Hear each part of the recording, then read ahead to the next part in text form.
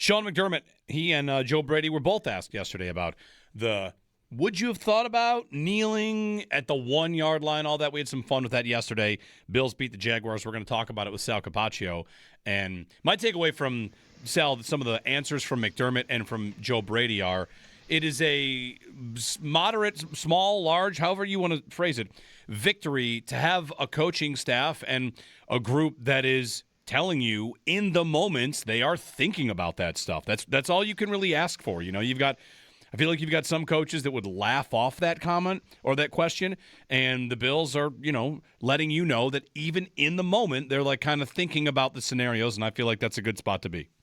Yeah, good morning, guys. What I find amazing about this whole thing is anybody who is so dug in, they just think that there's no possible way the position that they have can be wrong. I just think that's ridiculous. I think both sides can absolutely have great arguments on this, and there's no one right answer, one right way to play it, and it then becomes results-based, right? Which is, well, did it work out? Yeah, then you made the right call, right? Did it not work out? Then you made the wrong call. So I just think there's no there are so many variables that come into play that McDermott touched on. McDermott said he wanted to do that, and then Tim Graham said, "Well, who overruled you?" He said, "I overruled myself," right. Because he ultimately said, like, "Okay, well, right. they thought better of it." He also said they're going to get together this week with the game management staff. Look, guys, I know this from last year in LA. Remember the whole thing happened last year in LA. I know for a fact that they got off that plane, and like not too long after that, they met and started to go through all the math and, okay, maybe we should adjust when we call timeout, when we have to, maybe kick an onside kick, what we want to do. Like, they go through those scenarios all the time. There's always things that come up. And he said they're going to do that again this week. He said it may never come up again, but we got to go through that again. Yep. Which is what you want, thorough evaluation of the process and all that. So I thought it was super interesting. Sal, we're waiting for injury designations today. Let everybody know how it's going to happen, because the week has changed right down to, I learned this from you. You tweeted this, and Joe Marino I saw say this as well, that the timing of the game on Saturday being 4:30 instead of 8:15 even changes the Bills' week. Absolutely. So let's talk about today first. The Bills will have a walkthrough practice today like they have been doing on Wednesdays. Because the game is Saturday, you got to push everything up a day. So today becomes like a normal Wednesday, tomorrow's a normal Thursday, Thursday's a normal Friday, etc. So today they'll have what they would normally do on a Wednesday, a walkthrough. Media won't watch the actual practice, but we'll hear from Sean McDermott. He'll give us an update on who's going to practice and who won't before they go out there. But again, it's a walkthrough, so it's more of an estimation. Then we'll hear from Josh Allen in locker room afterwards. We will get the official injury report today for the first time. You'll get, the designations from today. Limited, did not practice, whatever it is. We already know from what Sean McDermott said yesterday, we have a good clue on who will be practicing, who won't, or limited. But obviously, guys, as you know, as always, there are a lot of names there that you don't know necessarily, or things pop up, or they're starting the week off with. Then tomorrow they'll have a regular practice, and we'll get another injury designation. That'll be more of a full practice. Thursday will be game designations. Out, questionable, doubtful, whatever. That'll be Thursday. We are working on, and hopefully, and it looks like, guys, just so everybody knows, a little heads up for everybody, the normal Football Friday Sean McDermott interview with me on the Extra Point Show will be Thursday this week. So we're going to treat that like a Friday and get Sean McDermott to give the injury designations Friday morning on the radio, and then we'll know about that. Friday will be a travel day to Denver. Because the game is at 4:30 p.m., the way the NFL rules are written, the Bills have to make their elevations on Friday before the game. Now, that's not abnormal because it's the day before the game. If the game would have been in prime time, then you don't have to make your elevations until 4 o'clock that day of the game. That's why when a team like the Bills plays a Monday night or a Thursday night, they don't make any roster moves and elevations. We don't find them out until 4 o'clock the night of the game. The only difference is if you play a game on a different day than a Sunday, but it's still a 4:30 game or non-prime time, you got to do it the day before. Yeah. It's a strange little wrinkle. Yep. But, that's right. All right. That's the reality. The biggest names we're looking for today from the injury report, who we might learn about, Sal?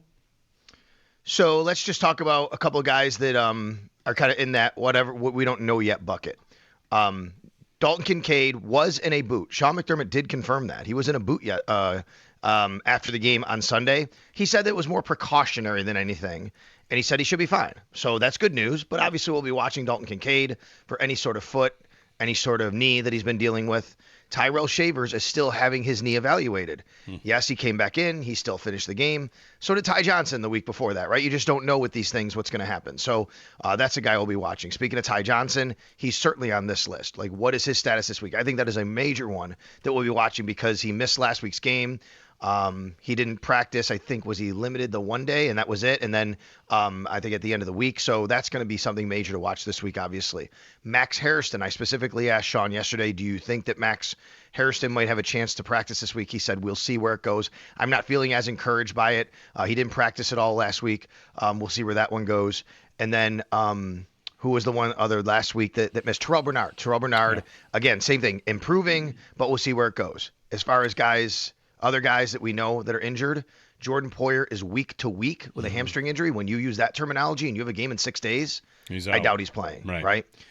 Gabe Davis, unfortunately, has a torn ACL. He is out for the season. He's going to have surgery. That's really unfortunate for Gabe.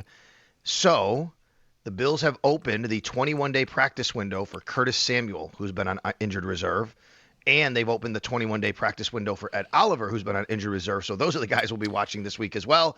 And just one more to throw out there, Damar Hamlin. He's another one that because of the injury to Jordan Poyer, obviously we'll be monitoring how he is this week. Okay. If Poyer misses this week, Sal, which I feel like when you say week to week and also it being a hamstring, that seems like it's unlikely for him to play. However, I will point out he did drive to Kansas City once with a punctured lung to play. So maybe there's a chance. If he doesn't play, how many different people do you think are possible to start at safety? Is it just two? Would it be like Lewis or Hancock, or do you think it's even just Hancock?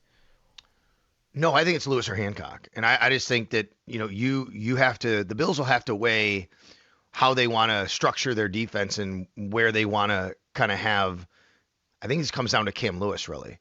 Like, do you have to have Cam Lewis as your primary dime safety, and are you going to play a lot of dime defense? If the Bills decide – they're going to play a lot of dime defense, and they need Cam Lewis, then they're going to probably put Jordan Hancock as the starting safety because Cam's going to have a role anyway. Because if you don't do that, then who's your dime safety? Is that Hancock? Because Lewis is the guy that normally plays there. Or the Bills could say, no, we need Cam Lewis at safety. He'll be able to do more disguising. He understands all that kind of stuff, and then they'll figure the other piece out. So I do think there's a question about this, and I know Jordan Hancock had a rough game when he went in. There's no doubt about that.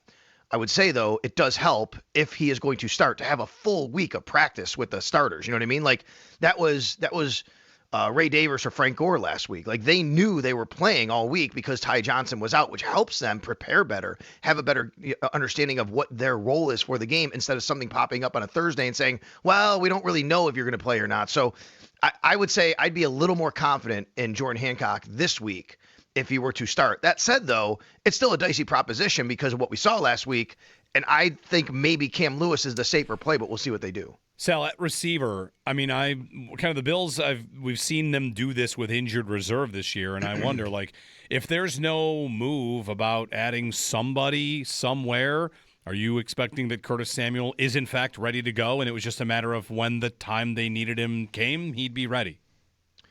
I think it just has to come down to Curtis Samuel or McCole Hardman at this point then, guys, because right now you only have 4 on the roster, not counting Gabe, who I'm sure is going to go on IR. Khalil Shakir, Keon Coleman, Tyrell Shavers, and Brandon Cooks. You can't dress 4 receivers.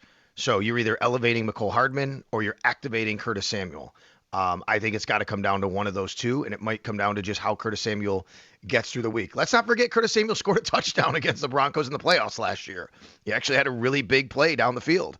And if he is healthy and ready to go, I think that could really help your offense. It's just he has been so banged up this year. Every time it seemed like he was in and out of the lineup. He was just like Josh Palmer a lot of ways, right?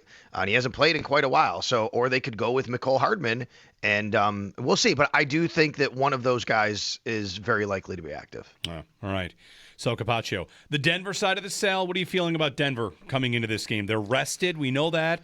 I'm not sure. I haven't seen any injury reports on their side. I don't have any big names over there. The only guy, Dobbins. Yeah, Dobbins, who's been out obviously for a while, Sal. I don't know if there's another guy, really.